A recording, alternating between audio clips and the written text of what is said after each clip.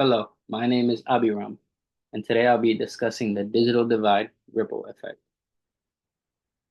Over the past few decades, technological advancements have transformed our lives in ways we could have only imagined.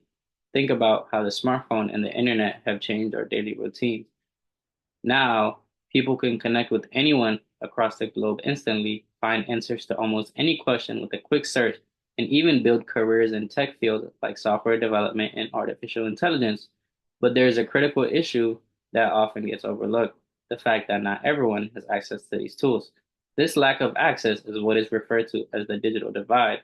The digital divide separates those who can use technology freely from those who can't, leading to a significant difference in opportunities. And this isn't just about convenience. For people without technology, the divide limits their ability to learn, work, and participate in the increasing digital world. Defining the digital divide. The digital divide separates those with reliable access to technology from those without.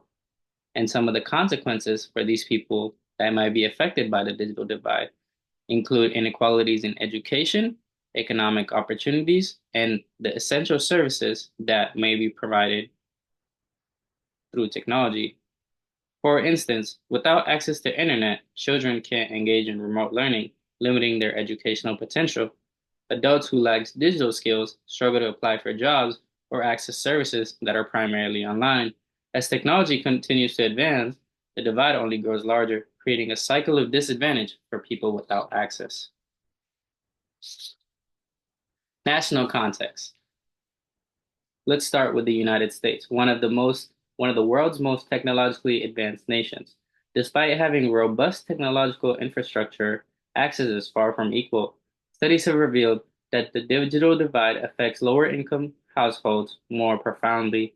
In fact, a 2020 study backs this as it showed that 29% of adults in households earning less than $30,000 a year didn't own a smartphone, compared to only 2% in households with incomes over $100,000. The COVID-19 pandemic highlighted the essential nature of internet access. As schools and workplaces shifted online, those without reliable internet struggled to keep up, facing setbacks both in education and employment.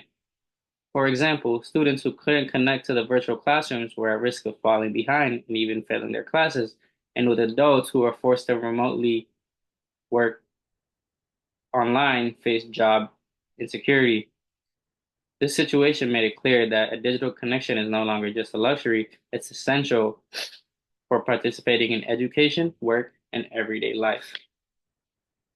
Now, let's look at it in an international context. In developing nations and third world countries, the divide is often much wider.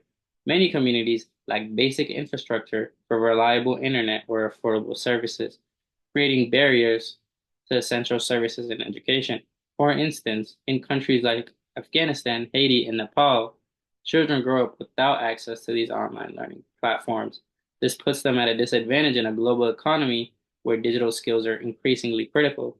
Without access to the internet, they miss out on knowledge, skill building, and even the possibility of remote learning during times of crisis. This disadvantage affects not only just the individuals, but entire generations, making it very hard for these companies, for these countries to compete economically on the global scale. Here's a list of some of the countries, third world countries, that get affected a lot by the digital divide. These are not all of them, but some of them, as this shows a list of a lot of the countries that are that get affected by the digital divide, as these third world countries can't afford access to these technology or giving all their citizens access to technology. Now, the AI market. The AI industry has seen dramatic growth with global funding reaching $67 billion in 2021 alone. Countries like United States, China, and France are investing heavily in AI to secure a competitive edge in the global economy. These investments have led to job creation, economic growth, and innovations that shape the future. However, countries without strong technological sectors get left behind. Without access to AI development and related fields, they miss out on significant economic opportunities. As the tech-driven economy grows, countries lacking tech infrastructure fall further behind, widening the economic gap. The global inequality in technological investment is a direct consequence of the digital divide, limiting opportunities for those without access to these advanced technology. Now, the ethical analysis. First, we need to ask, is technology a necessity or still a luxury? Many argue in today's world, technology has become essential for economic participation and personal empowerment. But if we consider it as essential, what responsibility do developed nations have to help bridge this divide for the less resourced countries? One perspective is that wealthier nations should take the lead in providing resources and assistance to developing countries and bridging the gap. Others argue that countries should focus on their own citizens first. These questions touch on fairness, responsibility, and moral values that may be different across the community. Addressing these ethical considerations and theories are crucial in deciding how to tackle the digital divide and bridge the gap between global analysis. Let's look at some of the statistics that reveal the extent of the global divide. Internet penetration rates vary drastically across regions. For example, in Europe, internet access reaches about 89% of the population. However, in Africa, this figure is around 40%. These differences highlight not only the divide between countries, but also the divide within them. So it talks about it on an international standpoint and a domestic standpoint within each countries. And this is highlighted mainly between urban and rural areas. For instance, in many countries, people in rural areas don't have the same internet access as those in urban centers, limiting their access to tools and resources available to the city residents. This rural-urban divide emphasizes the need for solutions at both the national and international levels to address disparities within countries as well as between them. Bridging the digital divide requires a collective global effort, maybe initiated by groups like the United Nations or the European Union. Here, I have the has presented a statistic of the internet penetration across the country taken in January 2024.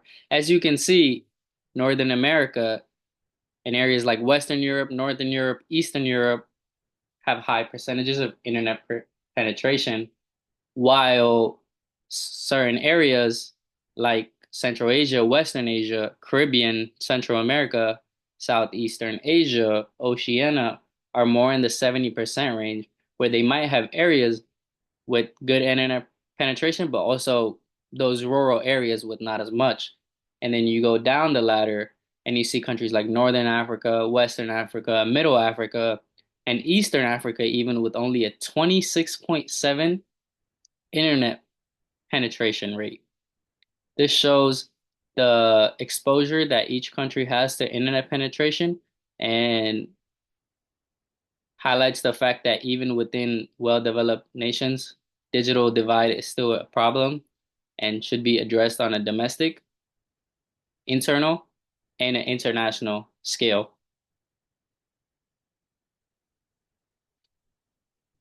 To conclude, the digital divide is one of the most pressing issues in our digital age. It affects access to education, economic opportunities, and services that most of us rely on every day. But beyond these immediate effects, the digital divide raises fundamental questions about the role of technology in our lives and the ethical responsibilities we have towards each other. Addressing this divide is not just about providing devices or internet access, it's about fostering a more inclusive, equitable world where everyone has a chance to participate in the digital future. And here are my references.